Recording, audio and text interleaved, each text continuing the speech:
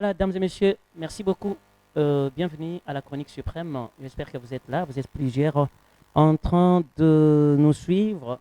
Nous sommes en direct d'ici IBS, Éducation Système, votre chaîne de télévision. Je pense que jour pour jour, on s'est toujours communiqué, on s'est toujours échangé. Je pense que c'est une très très très bonne habitude. Nous sommes légèrement en retard. Il faut comprendre, hein, l'électricité ici chez nous, c'est toujours du grave.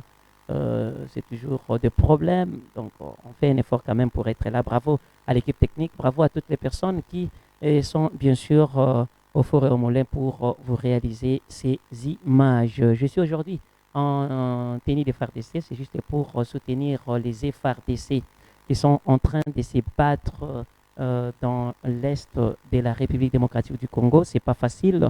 Ils sont là pour empêcher, ils sont là pour protéger l'intégrité territoriale, l'intégrité nationale.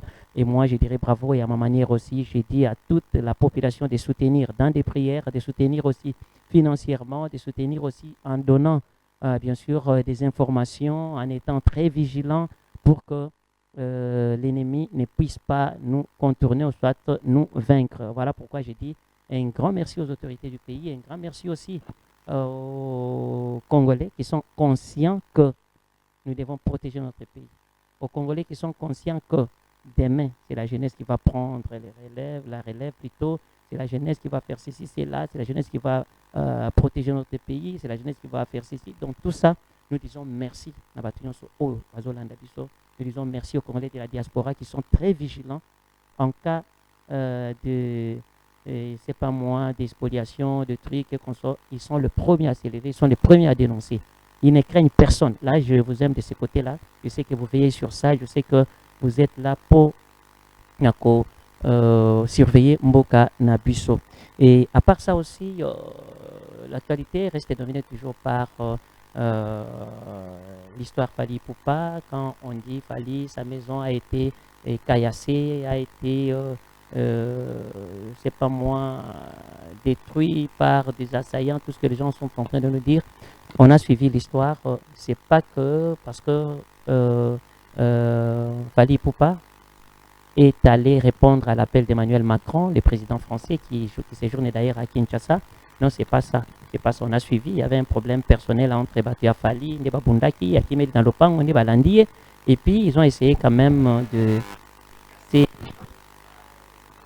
ôter les choses. C'est contrairement à Oyo Kanisa qui Fali Poupa et les gars qui fait la fierté de l'Afrique, la fierté de la RD Congo, Azo Matissa, emblème, Nabiso drapeau, Nabiso na niveau moko international. Moi, je ne pense pas que pour avoir rencontré Emmanuel Macron, il a ces niveaux-là.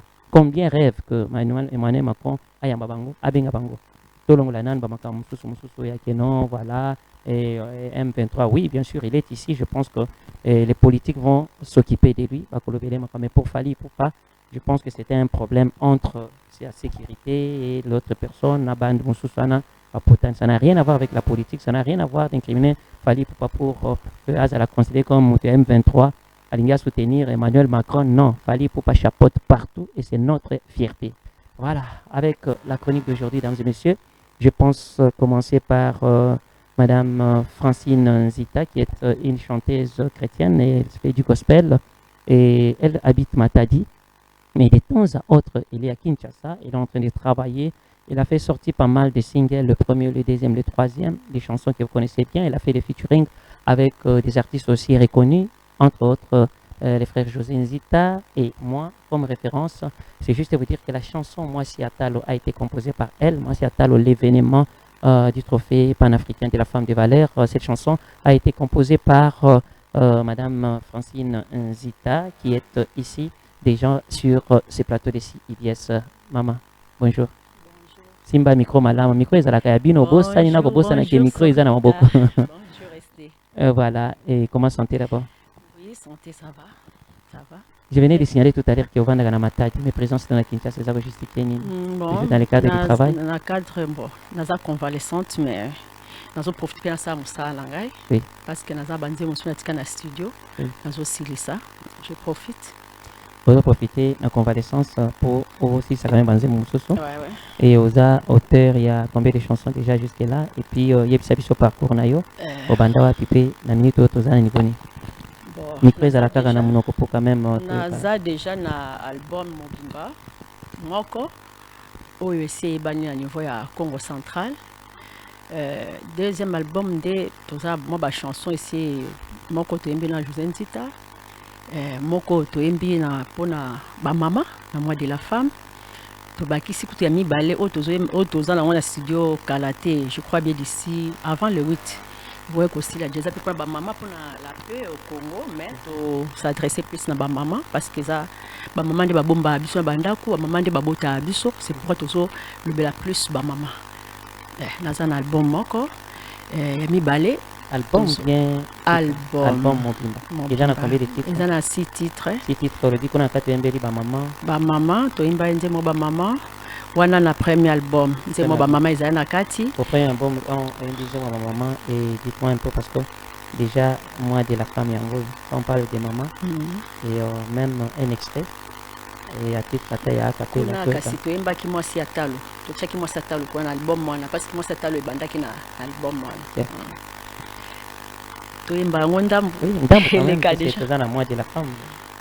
Mwasi ya talo ebongi ozala mama, motema ya mama ezali motema monene, mama o akabolaka te asangisaka bana nyonso, mabondeli ya mama nzambe ayokaka, kolela ya mama nzambe ayokaka.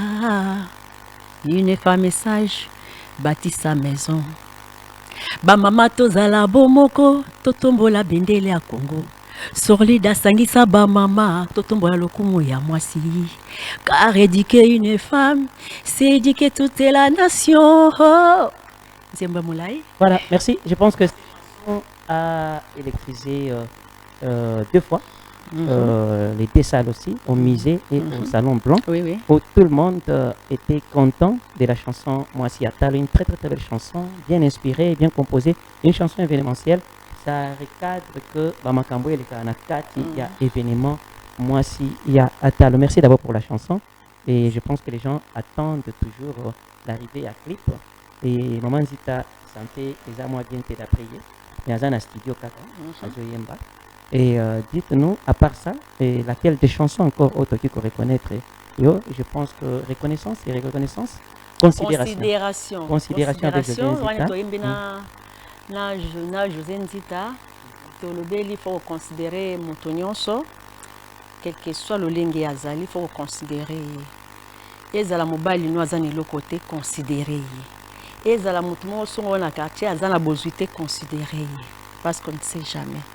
Qu'on a dit tolobi que nzambe apesa ona tango alingi po batu balinga yoka pona ba profit na ote tombaki pesanga na tango lingi na ngongo lingi nkolo na ngai po elimino balinga kanga na profit po libe po je ne sais plus parce que nzembo ngese umeli mwa mingi nazo akona to ba je ne sais plus que nzembo ngwe umeli trop vraiment nazo bobunga utuma ba mosusu ya nzembo mpoto yembi na José Nzita ba partie belé nzembo za mula iza 6 minutes ya mula na tu ko passer d'abord parcours na yo et la travailler aux années et wapi était présenté seulement dans la chanson bien sûr mais faut pas être origine na yo ngai Francine Nzita. Non, bakombo ekokanaki kaka na frère José Nzita. Ngai nazali Nzita ya mobali na yo ya papa na bina ya papa aboti ngai. Papa aboti ngai nde Nzita. Ngai moko ezali nsoka Nzita Francine. Donc taneka bakombo na frère José Nzita. Nazalaka na likanisi ya koyemba na sœur Marie Misamu. Tango akufi toyaka matanga ya sœur Marie Misamu toyaka presque délégation ya matadi toyaka boye na yeko solliciter frère José Nzita pona na sina yoka pe moi témoignage na yeke azalaka pe bien azala cool nde toyeko solliciter nde toyembeli nzembo oyo nauti ko soupçonner awa nazali mère de plusieurs enfants Marie. Bon, on a vu na yayote, mais beaucoup plus parcours na yo Outawapi, Obeta. Essaye un peu de parler de ton parcours. Bon, musique na ngai na bandi na ba église, na école, na ba internat esika na tangi. Après, tant na bali na évolué na ba groupe to toza na kati ya église na biso. Na moni que na komi ko vanda mamuke na gamme. Na biso qu'on a sa la carrière. C'était depuis 2014 on a salé album na ngai liboso. Et déroulement en musique gospel et console musique chrétienne. Vous avez éloigné na rutana kati remarque na les années. Est-ce que tout va bien en bon train ou bien il y a quand même eza passé parce que musique na biso le côté bi to sala nzambe to ko la mingi te mais ba o ba yebi que zo senga pe moi mbongo ebele zo senga pe moi banini ebele. Bango nde bazaka touché na lolenge na mais en tout cas c'est souffrant net na studio na zo supporter nyonso ngai moko ba clip ngai moko bon bato mawa ndambo komona ke aza touché pesio mo moke wana mais presque charge nyonso ezali kana biso moko. Et si on veut parler de la composition, ce qui déjà comme na ba studio yo moko, si on parle de la composition, on parle de nyonso qui compose. Est-ce que vous allez un orchestre na eza wapi? Est-ce que vous allez ba production na yo beta kandenge nini ba contacter nani pour yo beta?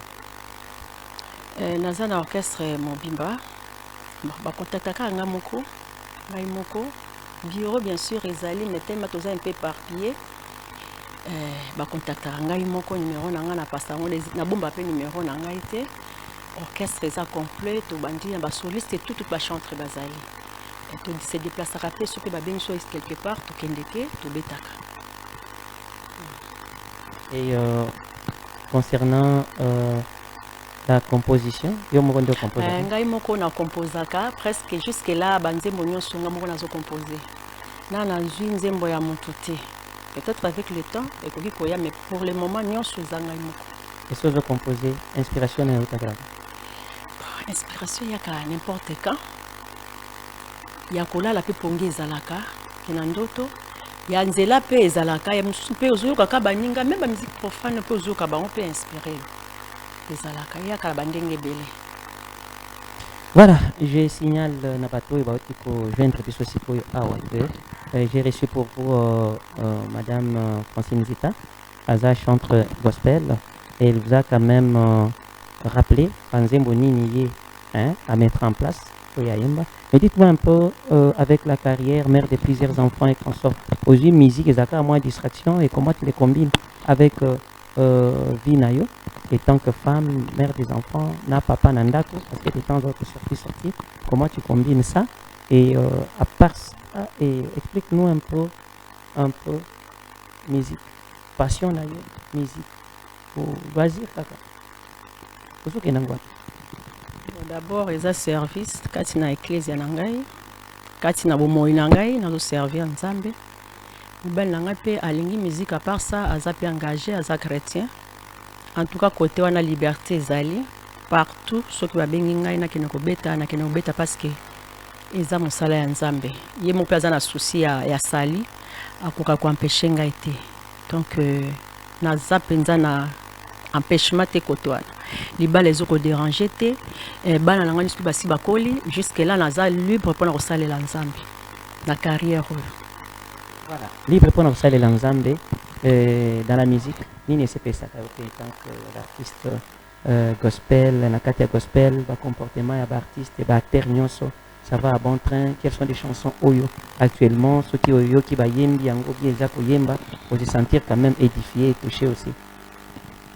Nakoki koloba nakoki kotanga kombo te po musique nyonso babetaka bon ba artiste nyonso nakoki koloba chaque artiste aza na banzembo pe ezali ke nzembo mutu songolo pe touché ilingi oloba kaka te ke ya ser lor kaka bia ya frère José Ntita kaka mais bandeko mosusu bandi sika so abeti pe nzembo touché en tout cas tosepelaka nango kaka tosepelaka nango donc net actuellement nzembo nini ezoyela na mutu oyo mikolo penzo sepeli nango pe artiste ni eza nango ebele eza nango ebele mais mutuna na ngai ezali ya koloba ebele te nayebi ke banzembo eza ebele mutuna na ngai elingi koloba boye na banzembo ebele wana est-ce que tozala na moko eza koyela na mutu oyo yoki quelque part eke osepeli nango?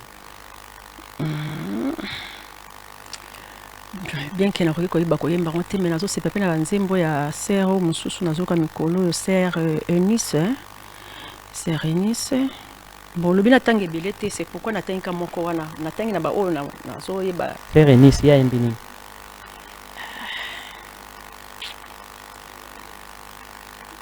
nzembo ngo to nazoyeba sous titre nango te me liziba ya donc nayebi yango mpenza te mais soki nazoyoka yango mpenza en tout cas ezosepelisanga makasi voilà liloba nini okoki koloba sikoyo awa parce que pake tozwi yo na studio voilà est-ce que okoki koloba na bato nyonso bazolanda yo na minute eloko nakoki koloba tokoti na mois de la femme ngai déjà nasi nabeti oyo naza nango na studio eza presque 4e titre mpona bamama alors tango nzembo wana ekosila parce que d'ici 3 jours ekokoma déjà prête chanson wana nakoya na plateau epai na yo kaka nasala ata playback ezali nzembo tolobela mpona la peu que mama afukama bondela mpona kimia ya mboka bapapa baza na bango me tozwi mama parce que mama moto aboti papa mama moto aza na bana na ndako mpona kimia ya mboka ata kofardc aza na front me biso mabondeli mpo libondeli nzambe apesaka biso na lolenge mibale ya nzoto mpe ya molimo tozwaki bandakisa ebele tozwi ba Esther na Mardoché tozwi bandakisa ya Moïse ntango bazalaki na bafarao ozomona kaka na kati ya losambo me nzambe akoti mpe ntina bitumba wana na ya nzoto na ya molimo azorépondre mbala moko c'est pourquoi bamama fo tokota na mozindo ya likambo ya guerre ya este mpo kotala bamama baza viole na este po bapiller baminere kuna il faut bamassacre bapapa nzoto ya congolais donc nzembo wana ezali po interpeller lisusu biso to mikotisa so na losambo parce que tokoki kose distraire kaka te na babiloko tozomona baréseaux sociaux na koseka me fo tosambela parce que makambo tozomona esali mpe na ntango ya kala bazali kokota na mabondeli biso mpe na ngonga oyo tokota na mabondeli surtout biso bamama mpona baeglise bamama baleki ebele tokota na mabondeli mpo nzambe ayoki asu biso mawa mpona likambo ya kongo mpo pasi eleki na este na biso atako biso tozosouffrir me biso eza peut-être makambo mosusu me bango ezali ya insécurité totale mélodie ata eloko moko ya este ozosala ye ata pembeni te namoni maladi ekimisi baplan ebele na refrain juste refrain parce que eloko so eza na studio eza nano refrain mpe ezaka plan ezaka mwa eloko mpona tolobi kongo manga ya kotela yaya mabanga pula nyonso epasio tika tobonzana mokeli na yango bondela donc kongo lokola eza manga kotela mabanga kaka kobwaka pasi wana nde tobonzaka na nzambe mpo ekosila lelo te babwakaka libanga na manga ya kotela. Alex Missa, je pense que je suis obligé de me séparer avec Madame Francine Nzita. Je rappelle, mesdames et messieurs, qu'elle est chantre de l'Éternel. Elle a son groupe. Elle évolue au niveau des Matadi. Donc voilà, Alex Missa va me permettre quand même d'avoir un élément qui va faire asseoir d'autres invités. Mais Maman Francine Nzita, moi de la fin par rapport à passage nayo, sinon félicitations. Surtout que si y a tal oignon sur Kolanda yo et na minute yo Madame Nicole Tumbabwacha qui est chef de l'État, on va c'était dans Nzembo no makasi. Nous avons au bois on peut dans Nzembo Maman Gisèle Ndaya, Maria Piron, nani Véronique Kabaka, bicentenaire et donc te belé je pense que pas Kolanda émission, parce que Kolanda émission oyo et surtout maman on a le dino déjà si une dame a na talent ya boye hein surtout na compte ya basi ya talo il faut appeler toujours quand vous appelez sur l'île on a besoin de parler avec maman Francine c'est juste de soutenir kaka beaucoup fa péter mbo peut aussi la péter vous en avez belé vous soutenez pour ba œuvre na ebima et surtout nzembo moi si ya talo il faut que ezala na clip nango penza ya makasi ou bazo balancer les photos na bino bazo valoriser bino pour tout le monde à basi ya talo. Là il signale au moins que première édition, deuxième édition, troisième et quatrième, toutes ces femmes là vous allez composer ba mentor, comment ba mentor, ba en anglais ba mentorship. Pour à chaque fois que la jeunesse a besoin de repères, la jeunesse a besoin de modèles. Donc jeunesse a tala ba modèle na mona ba repère na bango. Mot de la fin par rapport à passage na yo. kaka ndenge olobi bamama wana basi ya talo nyonso wana mwasi ya talo femme de valeur nakama penza nzembo mobange penza oyemba nzembo mo kitoko makasi mais esila nano te il y a une édition spéciale je pense que ça la mwandika monango le 30 juin on aura une édition spéciale les lieux toyebi nano te d'ici là spot ezobanda koleka po bamona ke une édition spéciale kozala vraiment na couleur panafricaine déjà bato bakoki komona baparticiper na yango basimprégner na yango découvrir peut-être sous une autre casquette et la plus belle robe na yo. Moi de la fin. Et on a le basi atalo wana quand même.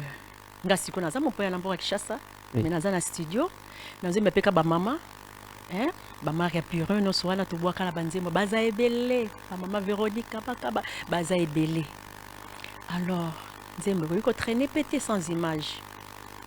Boza babozu ebele boza basi ya talo bozu eza ebele nga na yembi mais tournage mpona kosala baclip nango je sais que soki botie loboko tokende liboso nzembo mpenza na studio so nalobi kena kosala playback c'est parce que na niveau baclip namoni esimba te par rapport à temps malgré nakoki kolimite nzambe na nga te mais audio wana na ye nasali playback peut-être yango nde s'en servir nango mpona kopasser message dans un premier temps parce que tu côté déjà la moitié de la femme pour que le que tout bon banzembo wana mais ce qui maman tout est sami en tout cas à spécialement samedi prochain pour ça la playback je pense que tu abandonnes yo l'équipe technique sera en place pour toujours quand même en playback pour savourer message il y a chanson moi si à talent je crois bien que vous êtes déjà prête je pense que tout est très bien merci tout est beau tout finit bien aussi merci na voilà. Numéro nangal à travers SD bah oui qu'on voit non tu peux ça classe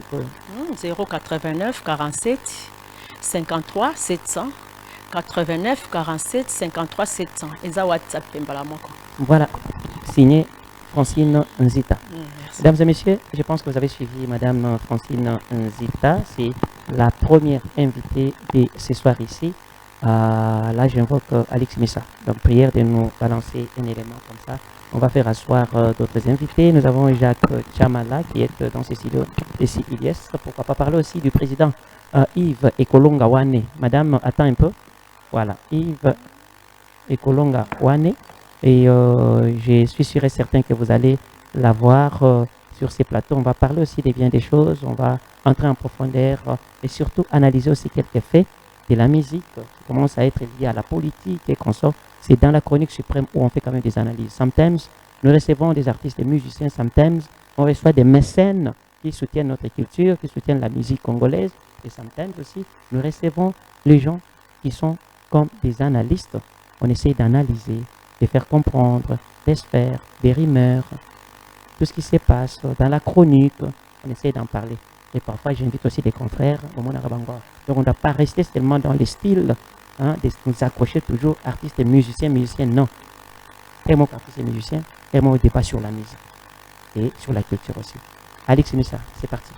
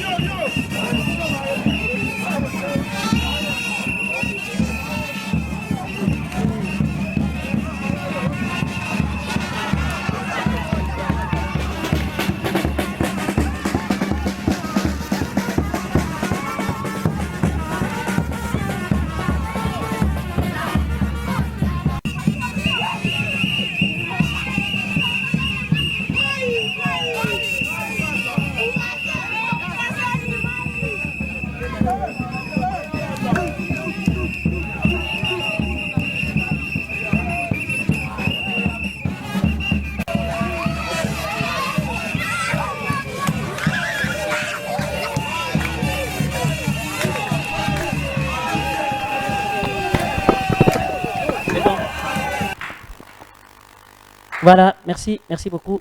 Voilà, on était en train quand même de mettre les choses en place. Vous avez vu les images, c'est le président Yves, qui est un grand mécène. Je vous l'avais présenté la fois passée. Et on était avec Tom Zakimunga, voilà, Tom, notre caméraman qui n'est pas là aujourd'hui. On voulait quand même que vous soyez bien fixés, que vous puissiez voir des choses comme si vous y étiez. Bon, malheureusement, Tom aujourd'hui n'est pas là, mais on va quand même faire revivre les images. Il y a un moment où il y a s'enrôler. On a quand même un scène de culture, c'est quoi qui est dans le monde politique qui s'enrôler. Waouh! Voilà le président Yves. Vous savez,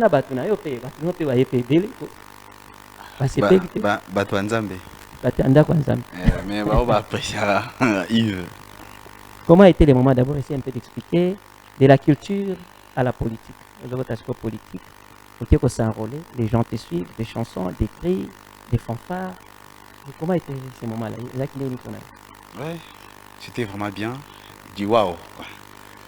Qui est ici vraiment qui est au fond du cœur qui est à quoi forte qui combien balinga ngai qui est balinga ka fondation Yves Ndakwanzambe tant que mo sungi na bango na ba moment où il y a souffrance il y a ba détestre azara toujours na biso wana pona kopesa biso moi lisungi et puis kozala na bango na moment il y a matanga il y a fête. Donc c'est un peu ça, c'est ça l'amour. Voilà, c'est ça l'amour. Dites-moi un peu de la fondation Kosunga, assistance dans la culture, dans la musique et dans la politique. Est-ce que vous allez sentir moi, mon combo est ça? Bon, ils ont la carte à Congo, biloko nyonso wana. Et le coup ils ont la carte à Congo, tout ça la transit. C'est si que auto qui na culture, to edaki bandeko et cette fois-ci tous asko balobeli na bango. Tous a balobeli na parce que l'autre fois na baki ils ont un député mon côté. Ils ont un ministre mon côté. Azora part il y a des musiciens. Même na Sénat. Même na Sénat et même na l'Assemblée nationale. Et cette fois-ci, c'est décidé. Le quoi total la mingi qu'il tire. Et cette fois-ci, tout qui est la politique parce que nous sommes tombés dedans. Mon tout le monde oui, à cause de la politique, bien sûr. Même la structure, nous ONG, la politique, mais on est tombé dedans à la politique. Et on va les suivre ça. Il faut tout l'andango vraiment mollo pour que.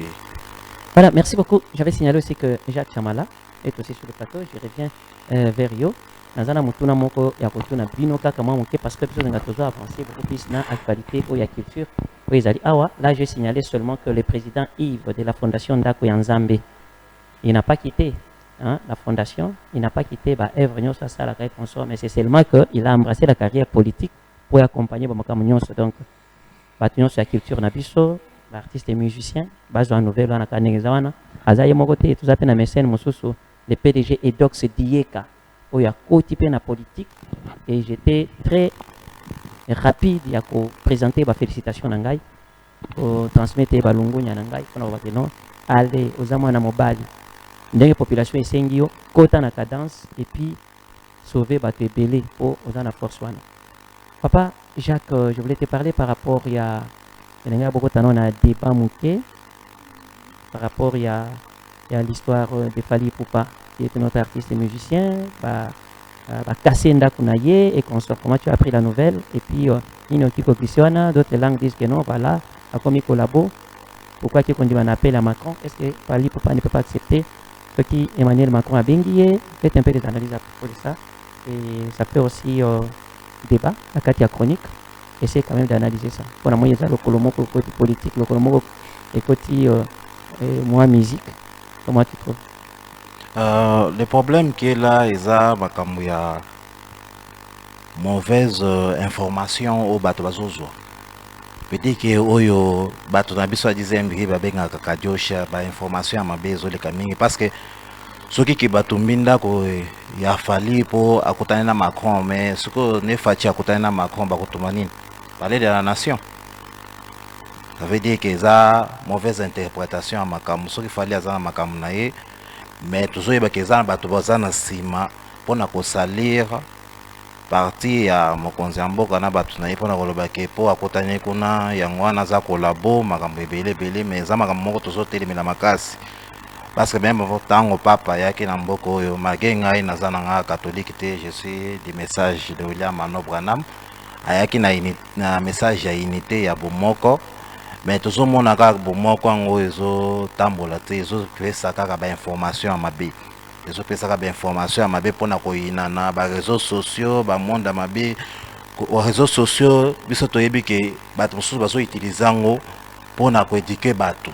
Net CBS, les chaînes d'éducation, les réseaux sociaux ils ont éduqué bato ebele ba ebele même na poto bazo pesa biso na pays on na uti Irlande en Angleterre, bazo pesa ba nebele ba exercice ba ke uta na réseaux sociaux. Biso réseaux sociaux et comme ya ko ça ba fake news makamo moko ozo édifier ba na biso te, ozo édifier pe population te.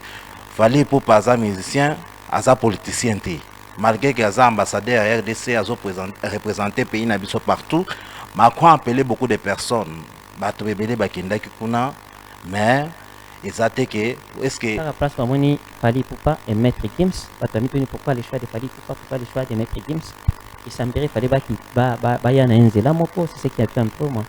Le problème qui est là, mon équipe, j'ai vu même des photos là où on a mon équipe hérité per Zalaki kuna na Élysée. Batebele bazalaki kuna. Pourquoi bazuika ka Fally Ipupa? Parce que hérité per Zalaki c'est batuminda kuna e. Nyonso wana ezo mona na ba image ya mabe message ya mabe. Information que kotumbanda que zaki ndé ba problème personnel ya batu ya ya Fally Ipupa oyo babundi na bato misusu nde konjambe donc ezalaki nango bitumba, ça n'a rien à voir avec eza yo mpo oza moto oza proche ya musicien, moto oza na information, mais biso bato ozali bana tozoka makambo mosusu basipulation mosusu, mais makambo wana yango tozotelemela mingi. Moi je suis le représentant ya diaspora, même ya kati ya Irlande, ya Dublin, ya Cork, même ya Luton, ya London aussi, mais tozolite toujours ke bakongolais bazala ini unité ya bakongolais o Mobutu ayebisa biso papa moko mama moko ezonga biloko wana depuis 2018, depuis le président Félix akomi na pouvoir na moni makambo wana ya oyo boye tozomona biloko wana ezokabola biso makasi. Oh soki ata na pays étranger ozoyoka moto azoloba lingala ozose mona ke ngai nde naza boye na lobi nakutani na ndeko na nga, mais sikoyo makambo ezotambola oyo fo bosunga biso bino ba professionnel ya média boyede biso mpona kolongola eloko ya tribalisme oyo eza eloko moko ya malamu te na makambo ya poluka koyinisa mokonzi ya mboka mpo bayebi ke eza na électoral na basupulation. Parce qu'on ne parle pas de... On n'est pas trop dans la politique, nous sommes toujours superficiellement. Na kati ya makambo moi oyo eza koleka, surtout na chronique. Na mwanda balinga ba politiser yango. Je peux parler aussi avec le président Yves Ekolonga Wane. Et le président Yves analyse non, par rapport à dossier Wana. Comment les artistes et musiciens, est-ce que Nathan Fally Ipupa, il ne peut pas être invité par une grande personnalité politique comme Macron? Est-ce que Fally n'est pas à niveau Wana? Parce que tout le monde a que niveau Afrique déjà, c'est comme si les gars, parce qu'il y a comme un niveau très élevé, c'est normal qu'il va inviter dans la dimension Wana. Sans pour autant qu'il va trouver Kanissa Mabe qui a peut-être anguille sous roche ou quoi. Merci mon Panisango pour la question. Oui, bi Congolais, hein. Congolais a la manière moko na zonga esi mo mukesi ma esika ndeko fisansa isi alobaka. Congolais a ko memission na likambo eza ya yote. Alatisu yango. Likambo ya yote mais alatisu yango. Donc c'est pas normal, c'est pas juste que Fally Ipupa aza ambassadeur ya Congo. Azo mima musique drapeau ya mboka partout. C'est qui va considérer mboka grâce à Batondenge wana. Et quoi agresser. Voilà, c'est ça. N'importe quoi en son ba Koffi Olomide même si bazali mais on t'a brûlé. On a ça sens na mboka pour que na fait fond na monde entier azo cartonner pour qu'elle a cette image à Congo. Nous sommes forts malgré bazo ça biso moi ba oui côté politique mais aussi là parce qu'il y a un temps pour tout. Il y a un temps pour rire, il y a un temps pour pleurer. Et bato nyo so ba ça la makambo na côté politique ba ba ki ba comme dana suka parce que o izambo kanzambe. Et tant que nous les jeunes to télémi et to ki na ndengo wana. C'est pas normal qu'on agresser, qu'on bébisa. Lelo ko tonganda ko ya pasia SD. Ko buka facile. Ko buka za facile. Siko ndako ende ko na bino wana bambula boni. Abomi solo pour que atongango. Et puis bozo ko agresser na ba raison mo personnel. Ou ya barankin ceux qui kuluna, ceux qui muto aboye. Et comment kuna ndeni. Et na osenga na ba. Est-ce que ma politique est kotangi na kati? Bon, je sais pas parce que dans l'information, il y a politique, mais sans nga la sens mususu. Que bayaki bande comme soubaye pour na vengeance écrire ce qui nini pour mboka na comment mino écrire. Il faut l'état à veiller surtout na biloko ndengo wana. Attitude des artistes et musiciens face na ba enjeu politique et consort. Il faut baser une attitude nini pour épeler ba ba problème. Oui. Là bino ba politicien vous aboye muke oyembisi. On a entendu aussi que Chalamouane aussi c'était de même. Elle a chanté pour na Kabila. Mais tant que comment qui peut yemba pour na Pachi, les autres ba son ebimi, ba déjà menacé na téléphone. Makile gang, les autres comme ko yembela ndeko na yo. On nous dira même que ba menace ezala qui met des soirs un peu compliqués. Yemo ko père le bagi na son moko boye, a dit que non, ba menace qui est, mais les kambo ezate, batana ba conversation. Est-ce que artistes et musiciens place n'est pas la politique. Bon, artiste ministère place n'est pas partout. Na bisika nyos tout. Mais la politique va bien arrêter. Va fête na bon foot va bien arrêter. Si autant va fête ça ba beta musique hein. Parce que la politique, la politique, la musique est la politique. Mais ba beta politique na musique, soit na ba fête na bango plutôt. Est-ce que tu peux saper opinion na kati ya politique? Mais pourquoi pas? Ils ont un message, ba ko ça message. Makama j'ai fort. Ba benga ba musicien pourquoi? Parce que ba ça utile dans la société. Bah ça utile dans le gouvernement. Car c'est comme un peu politique. tant baye ko yembana parce que ba dénoncer bato bo sala mabe o bazo yiba mbongo ba congolais o bazo détourner mbongo ba congolais o bazo détruire mboka si ko dénoncer ngwana ti musala munene ya bakasi o ki mwana muke mukolo nyosa koyoka nasima balanga nzembo wana et il faut cesser ou arrêter bilo kwa ndengwana c'est pas bien, c'est pas normal tout prendre conscience tout ta makambo ezali boso o mungu nazo menacer biso o batutu au lieu ko agresser ba musicien bazaka lokola biso boye mais métier na bango musala na bango bapona esengeli basa yango pour que ba trouver quelque chose parce que ba pesa bango ni na politique et pisanga musicien ni kama sekoda makamani balobela bango tout le temps ba balobela bango ta donc ils agissent à quel moment bino batu ya politique bokenda kana sima ba musicien peut-être pour la popularité peut le coup mon père d'autre part le coup mon au benda pe moi popularité est tellement alobela yo o ya za déjà musicien o ya yeba ni moi makasi mais bato ba luka publicité bazali et na bato ba osomba bato ko somba bazali aibi ki na temps faiblesse ndeko azana kozanga azangi 1000 francs azangi t-shirt azangi chapeau azangi pantalon moment oyo na profiter parce que ceux qui congolais azana conscience azolia bien azolata bien. Je ne pense pas qu'il y a au suivre ma bêtise en les 5000 francs après on maltraité. Non. Et cette fois-ci, les Congolais va prendre conscience. Tout le monde, surtout nous les jeunes. Tous les que la jeunesse c'est l'avenir. La jeunesse n'est qu'un lobby. Mais malgré le il faut que bon ça là. Le quoi jeunesse n'est à venir à lobby. Ah, il faut que tous la lobby après tout lati. Tous la lobby après tout lié. Non. C'est le moment. Il y a télé mais la makamabé. Tous la unité nationale. Muluba, Mungala, Muswahili, biso soza mutu moko pour que toi voter munguna musika. Tout télémina banguna. Tout coincé bango pour que mboka na biso souveraineté biso to défendre ango à 100%. Et ndenge moko Macron to loba wa likamboa ya ba congolais bango moko nde bazo. Oui, malgré ça. Bango bazo profiter na faiblesse ba congolais tant que biso to beba na lokola siko to mindo ka fali, mususu ya ACP na sima. Ba bebisi biloko ka fali na ranki na en ekoti na kati puna. Ba BBC a fallu mais il y a eu plus à lobby. On a stade des martyrs pe zeka bongo. Ah voilà, c'est ça. Tranquille ne kotaki. Si ko bino ba pandisango ndeko to loba bino ba pandisango. Il faut qu'on dénonce ba biloko ndenga. C'est pas bien, c'est pas normal.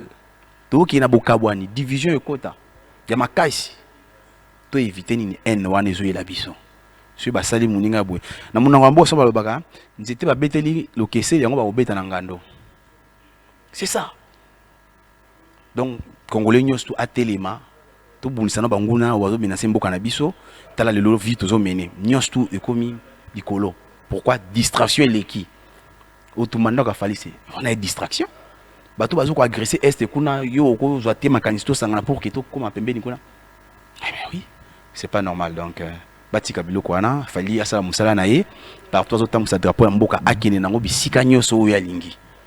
Biso to ko protéger le ko sala ya ko protéger ba mission na biso o bazo teka image ya Congo libanda donc bato za na droit wana ko protéger bango parce que baza ba icône bazo valoriser mboka à travers culture partout to zo ebana Congo. Est-ce que c'est facile? Là je pose la question à Jacques Chamala. Comme nous parlons de l'événement entre politique, musique, nakati, politique, nakati à musique, est-ce qu'on peut avoir aussi des artistes engagés à survivre à Kinshasa ou à Vandipé? Oh, bah, c'est ça. Baza koyemba musique engagée. Musique engagée, c'est-à-dire musique honnête ya ba Alpha Blondy. Oyo pena likambo ezali. A popoli yango penza boye. Bako diembi kaete. Tomoni penza chéri nanga comme ko beta penza boneti. Ndeko na biso karma pana lemo na ya mama ye mome ba diembi kae. Mbutu mo bazola la soki banda ko 12. SD ba musicien wana bazali tomonaki bana na biso ba MPR malgré que bato bakoma ko lokela bango ba problème mususu bayembaki makambo moko ebele omoni ba musicien na biso mabe na bango po bakomi ko mipesa trop na politique po disque na poto ezoteka mate bato ebele na poto bakomosa désordre po ba musicien babeta lisusu te po bakotaki makambo ya politique so ba musicien bakotaka politique te mais balinga babeta musique na bango facilement basala makambo mususu ba musicien engagé baza ebele ba MPR ba Kamapa to yebi ba musicien ebele ba Madilu System Kamapa za vraiment musicien engagé mais abo Bamba qui est là, mais il n'est pas vraiment dans ça tous les jours. Nous voyons qu'il est engagé parce que la plupart aussi, ils donnent aussi le conseil à beaucoup de nos mamans aussi, depuis longtemps, à la femme aussi. Parce que par rapport à nos femmes aussi, même dans les bandes mboka, ça la biso soni makasi, basi na biso Congo. bazo ya pays étranger pour na kosala ba désordre au liba idike bana bazo idike bana te bazo ba bana ya poto bana bazo éducation mabe or que bana ba pays mususu alors que bana pays ba pays mususu osomona ba koma ba docteur mais ya biso bazo sukisa bana kosola ka basani pour na éducation mabe bazo pesa bana na biso aso ibisa yo na pays étranger bandeko na biso ya basi bamekana no ko changer comportement na bango mbongo oyo bapesaka bana eza mbongo ya bana ya kobombela bango ndambo po lobi mwana botami na poto eza gouvernement ezwaka 100% charge ya mwana wana te baparent mpe bazwaka charge okomona mama azwi mbongo ekomi ya makelemba ya kosala nango muziki lobi moni bana na biso mwana akomi kotelengana na poto bakomobenga bato bandoki. Et je voulais aussi dire quelque chose. Il faut revenir toujours sur ma question. Oui, c'est votre question. Vous savez, na kati ya Congo na biso nous avons des musiciens engagés, mais le problème qui est là, notre gouvernement aussi n'est pas... Ça peut être qui. Comme d'abord j'ai bien piané un musicien engagé, il a parlé de l'immigration.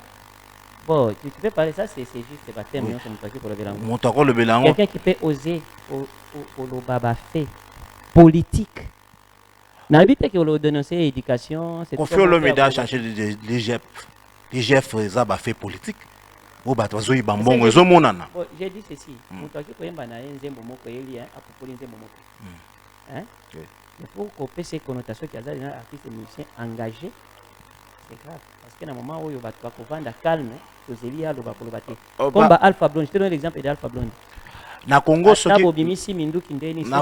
qui musiciens comme mingi engagés, à mon année à perdre banzela na mingi pour Congolais lingi musiciens yemaka buzoba yango ba comment pesa bon bazotika engagement. Ba musiciens ba comment le Congo lokola ba kobai, mais ceux qui politiciens moni akomi pembeni ya élection fois que ne koloka wera son na loka jibin piano. Or ils en ont mis un belé pour postuler na qui député bazoate mais ils populaire na kata sa toni ça stade marti bazali nous sommes babini ça mon kilimo mais mazona qui député te yango eloko wana il faut tout exemple nani azaki député oui razwa qui député te na chango na base na ye da kumuda na lemba azoate bazoate ezaka depuis mon ça politique te que ba freiner ba ezaba que politique te parce que da kumuda pour ton information azako postuler les sous attends zo postuler azo mekanaye mais peut-être chance chance ko sourire eza na cadre ya exemple na zo la kisabatu pona ko la kisabango ke kozala populaire na misu boye eza kozala député eza ba député mususu bazana bango basala biso ba démonstration ti mais aleka na député to mona ba mususu basala biso ba démonstration na moko akata ina na ki député or député eza te ko la kisabiso ba démonstration ko la sabatu ba polote il faut yebisa biso na parlement ko apporter nini. Voilà, parce que je vais tenter de parler des députés, messieurs les députés, les candidats, nous culture na biso, obomi culture, obomi masolo te mozaza kaka mais bafane belé bazole la kaka Yves et Kolonga wane. Est-ce que vous avez préparé quand même pour ceux qui vont affronter par les mois qu'on a biso tobika, toyeba au moins que Yves et Kolonga wane azal. Quelles sont les chances que vous avez commis peso moko? Quelles sont ba analyses nyoso sali avant que se lancer kuna? Parce que je l'ai parlé et reparlé awa que vous allez me scène munene penza au soutien sans précédent, tout le monde le sait. Yves et Kolonga wane aza partenaire officiel il y a SD magistral moi si atalo je pense que Batunion so baye bien. Mais quand on te va faire un pas dans katia politique, total il y a tout dit et Kolonga wane. Quelles sont les chances de l'IPC? La préparatif dans les années. Je voulais seulement balancer moi image mouké comme mon héros que s'enrôler bah tout le monde a dit que oui c'est vrai quoi. C'est vrai et puis bah tout le monde dit ça va. Dites-nous un peu. La chance de l'IPC nango et puis ni no bongisi. Voilà, chance à liboso ezala no nazali na confiance na population et puis na ba ndeko ya changu ou baby ke mwana na bango ya changu ya liboso nano. Parce que malgré tripotage, malgré magui, mais tout le monde est sévère. Congo est à biso nyos tout. Mutumo est deux fois plus congolais que congolais mususu. Donc où est ambo cannabis. Tu as 1000 doigts qu'on oser partout. Et chance à liboso, il faut innover. Parce que les députés nyos sont basés dans quatre ensemble wana. Nyos sont innover kata. Mususu pays a osé lambo mususu pas tout le monde a bala la rébellion. Ba mela biso nini. Combien de députés? Plus de 500 députés basés en 4 assemblées. Nous sommes là, c'est pourquoi Balobara? parce que makambo eza ya koloba ebele ou soit bakenda na bango mpona kanyaka ou bien ndeni.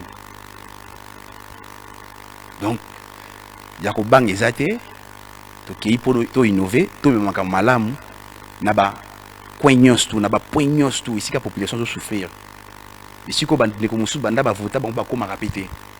Parce que ntango ozoloba wana ozoloba bien. Ah oui.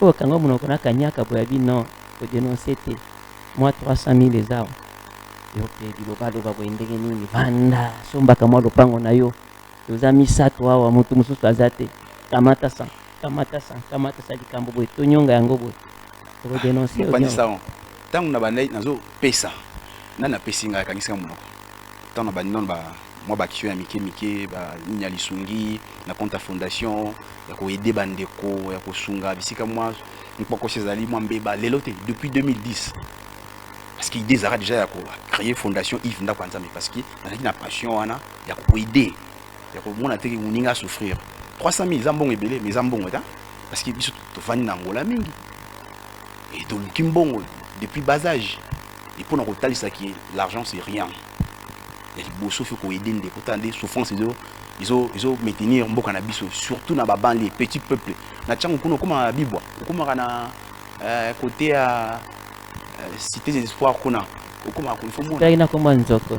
Ah voilà oye kodécouvrir yango kuna les jours là donc chance ezali mingi parce que oza mboka na biso na répété pe que ces jours là tant que te boye mais comment na créé na bangaki oyo na oza populaire bongo mais mabele eza ya biso batali ndeke ba bien fait moto osalamaka malamu oke lobi soka pusa na kotika biso ta kobosa na biso te parce que aza mwana ya ndako ntusu ya bwala ndenge ba kongo balobaka donc ntusu ya bwala c'est un peu ça donc chance eza mingi. Voilà, bon week-end à celui qu'on appelle Merveille Mayemba, les coordonnateurs de la chaîne de l'éducation CIBS. Merci aussi à Gino Eder Senga, je pense à l'empereur Dido Makwema, je pense à toute la team. Je suis de cœur avec vous et pourquoi pas parler aussi des ST magistrales où que vous soyez, partout où vous êtes. Hein? Bomileng est là, vigilance toujours, prenons contact aux Arana Nord, Nassid, Nawapi. Donc un peu ça. Et je pense que dans ST magistral, Babunga Kate, vaccin Zalika Kajaka, Kene Bapoto, Baluki ti, mais à cause de la base, c'est comme Yves Ndako Nzambe Tabalobi que Macron a ibi, aye kozoya kenaye. Alors qu'il y a des chances de visiter, mais base est à base. ST magistral est à base parce que ils sont habitués à la vie. Et là, ça peut comment qu'on les capte dans la télévision, peut comment qu'on le bat à travers notre humble serviteur, les solidarité, l'infini douceur et d'habitude mingi. Mais et là, comme on a le bapé à propos de notre frère Yves qui est ici, ba Congolais tout ce canal makambo ya ba t-shirt banini to rajeunir nanu ba politique na biso tozo jeunesse to kosana kasa politique tout ce canal bato akala wana Congo eza royaume teke ya mwana ya ndeko na biso yeyo akoti masolo wana biso pe to kolanda yeto sokota pe masolo wana ngape na kozala candidat na moama to changer na classe politique to longola na bato mabuminene wana bale mingi tolongola bango politique ezambongo te eza moto azoya kokosa lelo pesa zwa t-shirt zwa boye mais lobe akoya lisusu wana te mais mwana na bino ya tiango avandi awa bosunga ye penza akoma nesika wana il va voilà. Apporter. Moi je pense pas que voilà c'est très bien d'en parler comme ça. On voulait juste mettre moi flash 4 pour dire que pas encore commencé, même pas campagne et consort. Je voulais qu'on soit toujours dans la chronique. Comme c'est MSN, toi tu es là-bas aussi, et on ST magistral pour soutenir, mais on revient un peu pour dire que non, on le sait que c'est une personne valable, intègre, dans la capacité naïe, mais moi beaucoup plus je voulais savoir ce qui, la place des artistes et musiciens face aux enjeux politiques. Donc là c'est comporté des lignes, vous avez quand même parlé quelque chose, je pense que je peux rajouter, et est-ce qu'un artiste et musicien peut faire aussi la politique? Il peut faire aussi élire à qui peut poser la paix, la magistrature suprême, comme président de la République, jouer quand même à libérer à tout le monde. Est-ce qu'un artiste musicien, ça peut aller? ST magistral, tout le monde va yusundu, basala makamwa minene na politique, ce sont des musiciens, non? et la magistrature suprême, il peut se postuler. Ako postuler pe azui eza selon éducation na ye na comment est-ce que azana bolingo ya population. Parce que loko oyo kontaka d'abord et pas na biso eza bolingo. Soki ndenga vandi boya sala ka déjà ba action na moke na ya zwaka. Comment est-ce soka zui ebele ko sala te. Po kokaba na bomo eza ozana na moke. Faut yeba ko partager na baninga. Je pense pas que eza lui-même moto azui zela wana ya kopostuler koza bato bayebise ke nengo kabaka boye nengo oyedaka biso boye kende pe kuna olobelaka biso oyedaka biso. Je ne pense pas que ça y est mon côté. Ce qu'on l'a dit bien, ça va être tindé, c'est kende, à kende, donc changer notre classe politique. Pour les artistes et musiciens, dames et messieurs, je pense que nous sommes en train de nous concentrer toujours sur les décors de notre plateau. Je pense que d'ici là, les décors vont changer. On va vraiment quand même mettre en place tout ce qui sera bon pour les décors du plateau Chronique Suprême. C'est la Chronique Suprême. On ne croise pas les bras, mais nous savons bien que il faut que l'invité n'ait pas un espace bien. Hein? Vous allez voir comment ça va se passer. Je vais te donner la parole tout à l'heure. Je pense que vous allez voir comment ça va se passer. D'où continuez toujours avec cette habitude de vous enregistrer bien avant. Nous voulons déjà commencer à lancer un spot pour les invités qui viendront le week-end prochain. Déjà, les spots passent pour annoncer les passages de cet artiste qui va passer, ce mécène qui va passer, la personne qui va passer pour peut-être éclairer les choses. Il faut bouiller le programme. On va faire des choses en ordre parce que tout ça cotisé, tout ça et vous allez voir que ça sera différent. Hein, tout ça d'une manière différente et puis vous allez aimer. Voilà, un peu ça, je veux boucler cette émission. Nayo, quand même, si tu peux dire quelque chose avant que le président Yves puisse retirer. En tant que représentant de l'Irlande, na ba diaspora congolaise, je peux merci à mon Konzambo Kande à Salipoto Zouaka visa à partir de l'aéroport Angeli. Mais bana ya Londres, bana France, bana Belgique, bana Irlande, bazolela bazolo ba mokonzamboka asunga biso mingi makambo douane. Na ba trakasere mosusu za na ba port na Matadi. Douane ezoboma biso mingi. Soki mokonza mboka kitisi douane muntu akotombola loboko na poto pona kolobele mabe akozala te parce que douane bakosaki biso ke soye na biloko ya bilanga ekofuta douane te mais ozoya nango na port ya Matadi ba port pe eleki mingi oyeboye okukuta pena kozofuta douane ezosunga biso pena te atia point se makambo wana napesi mbote na bato nyonso bazolanda ngai mama mageke na kufeli pe grande mère na ngai mama Katoka le corps arrive le 8 mars. Bato nyonso bayebi Jacques Chamala boko soutenir ngai na moment difficile tozolekisa salon wa ba coiffure Diego Chamala, Benz Chamala et Maman Rose Masanka, tout le monde et la famille Chikenda ensemble. Je vous dis merci beaucoup et je salue aussi famille ST Magistrale et Solidadi. Voilà, merci beaucoup. Nous allons boucler cette émission avec le président Yves Ekolonga Wane. Dames et messieurs, je voulais seulement encore marquer une fois de plus sur lui. Et on a parlé aussi de la musique, un tout petit peu des acteurs et consorts. Voilà. Et quant à moi, je dis un grand merci à toutes les personnes qui nous ont toujours soutenus, toutes les femmes de valeur là, je vous remercie. Dire aussi que nous sommes en train de préparer un grand événement, on va vous le dire, cet événement bientôt, ça aura lieu, les spots vont nous dire toujours, JB Miango du salon Sarbati, je te salue, et je salue aussi Shekina Kalala qui n'est pas avec nous, je te salue aussi, là où tu es, Emile Tombolo, je te salue aussi. Le président Yves, le mot de la fin par rapport à cet entretien, et puis je dis à tous les artistes que vous avez déjà appelés, on a enregistré d'autres personnes, je pense qu'à partir de la semaine prochaine déjà, il faut que vous puissiez trouver un autre décor. Et hormis ces décors, nous devons toujours faire un effort encore pour te satisfaire, Dino, pour que c'était là, comment les choses vont se dérouler. Le mot de la fin par rapport à cet entretien. Oui, le mot de la fin, ils allaient SD magistral, la artiste Nyostu, bah s'inquiéter, le président Yves Ndakwanza Bazana Bango, a retiré le boss na Bango te, et tous à l'ensemble na Bango pour que Ngapi Nazala Molobeli na Bango. Nazala Molobeli na Bango, qui n'a qu'autre makambo artiste.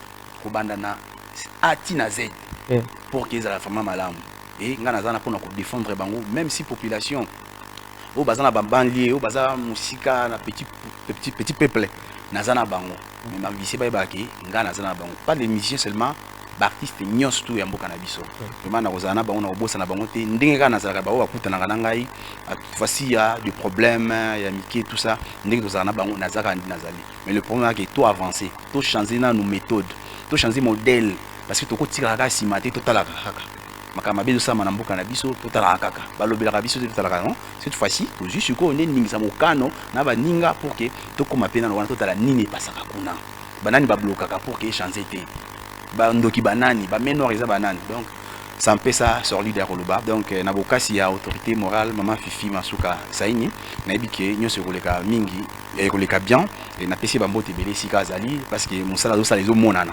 vraiment province économique kitoko zongenga ba pesi sur 5 ans de plus ba mona vraiment ndenge loloba eko ngenga hein et comment le quoi paoni parce que ezo mona là misala ezali parce que azana talent ezali naturel talent est naturel le maman zanango et na secrétaire na biso maman Louise o azo contester batu nyos tout na ba koinyo so ya mboka pour no kotalisa ke fidèle qui est partout et lingi innover quelque chose de bon na kati ya mboka na biso même kaka na loloba te ozala partout et fidèle qui comme partout na Congo pour na sa bokasi ya ba maman parce que yo le barangwa wa Valère ya mwasi SD magistral mwasi ya talo eza nini et valeur eza nini c'est sûr qu'il faut topesa valeur na ba maman et loka maman Fifi Masuka Saini azola sa valeur ba maman symbole ba maman et na souhaiter ba maman nyonso tout ba oser bisika na ba poste nyonso ministère bazala pour que tout pesa ba maboko tout la peine mamba ko diriger ba mwasi ya tonga kate mais cette fois-ci maman Fifi azotonga pour na kotal sabino ke mbongo wana ezali tout s'est trompé te ba maman bazoya makasi avec force les bateaux matabiso pour soutenir bango musale qui kitoko donc c'est un peu ça. Voilà, merci beaucoup. Na CPL Ming surtout un message pour la chronique musicale, la chronique suprême. Déjà sur le lieu soutenir l'artiste et musicien, ça nous fait déjà du bien. L'artiste et nion surtout le livre comédien, donc ça nous fait déjà du bien. Je pense que vous en entretien à bango. Mais exercice moi au cas on a CPL que ceux qui n'a moni clip ya maman Francine Nzita. Na mona bacha logo ya nda kwanzambe kuna. Okoyoke la yepe. On a ébi que à part ces plateaux pour Solanaye, maman Francine a la bénéficiaire quand même à terre soutien. Au tali à terme, la cosa la clip, à terme, moi soutien, mon qui est au fait, si moi nani. Je pense que tant que tu es bien, vous allez faire ma langue, à robot, ça n'a pas pété. Nazana, mon gros qui toque, il y a Koyemba. Au PC, le Yembo, il y a parti, na yo, ce qui a l'india bête, et l'homme et l'eau comme on je pense que c'est un feeling là. Oui, on a lundi vraiment, on a lundi bon. Problème de l'oral, bureau Zali, pas de problème. Numéro na au PC, un amour personnel pour que tu es bandé ni paye à moi maboko parce que toujours sur ma maman et le oiseau parti de ma maman voilà. Voilà, président Yves est là déjà, mesdames et messieurs, je vous avais parlé de ces grands mécènes qui a fait un pas déjà dans la politique, nous sommes avec lui ici. J'ai démontré quand même pour voir à titre illustratif comment on a quand même ce qui s'est passé. Il est aimé et consort, mais pour ça déjà Mukazana Bolingwana. Je remercie toute la grande famille à IBS. Merci à Jacques Chamala d'être venu. Merci à nos Congolais, nous sommes Congolais, il y a diaspora na biso. MMM, donc Monique Mupanga Mouchia, donc 3M, depuis Londres. Je te salue, je salue aussi Sam Mbouyi, pour les appeler à Londres. La Pession Beauté, Tozana Wakupa. Wakupa qui est là, d'ailleurs aujourd'hui elle a pensé à moi, il m'a appelé. Merci aussi depuis Norvège, la Pessi Chibila Mulumba. La Pession Beauté, la PCP Anastasia Kayembe. I pray to you. La Canis Ozakolanda Biso Place Ozali. Voilà, merci. Abagnon Oazolanda Biso, merci. Na Tom, il n'est pas là d'ailleurs. On a fait des belles images mais il n'est pas là. Merci aussi. Na Fiston Zamba, il a filmé derrière toutes les trois caméras. Un grand merci. Na Alix Missa. Allez, je vous dis au revoir et bonne suite des programmes à la chaîne de l'éducation CIBS. Merci, Président. Merci aussi. D'accord.